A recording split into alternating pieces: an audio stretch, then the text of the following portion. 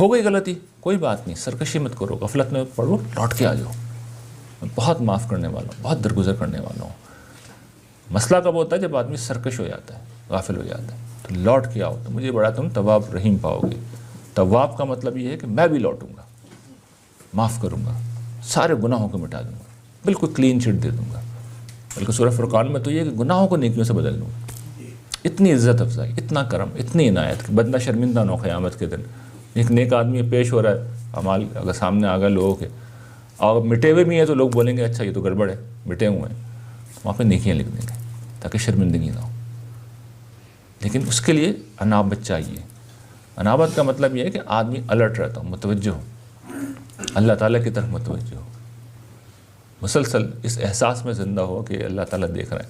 تو جس لمحے میں، جیسے حضور نے بیان بھی کیا، آدمی سے زنا بھی ہو جاتا ہے، آدمی کچھ ڈنڈی بھی مار دیتا ہے، اس لمحے وہ مومن نہیں رہتا، لیکن اس کے بعد پھر اسے پوری قوت کے ساتھ لوٹ کے آنا چاہیے۔ اور اس کی آخری جو حد ہے، وہ جو خاص طور پہ حضرات انبیاء کا خاصہ ہے، اوابیت، کہ جہاں گناہ ہوتا ہی نہیں ہے، یعنی کوئی جانب حق میں کوئی چیز ایسی ہو جائے یا کوئی خلاف اولا چیز بھی ہو جائے، تو وہ جب لوٹتے ہیں تو ان کا جو لوٹنا ہوتا ہے، وہ جو تڑپ ہوتی ہے، وہ پھر عرش تک پہنچتی ہے، یعنی وہ پھر آدمی کو اللہ سے اور قریب کرتی ہے۔ یہ جو صفت اوابیت ہے، یہ حضرات انبیاء علیہ السلام کا خاصہ ہے۔ تو یہ وصف بھی انسانوں کے اندر، انشاءاللہ جب تفصیل سے پڑھاؤں گا تو ایک ایک چیز سے بات کروں گا۔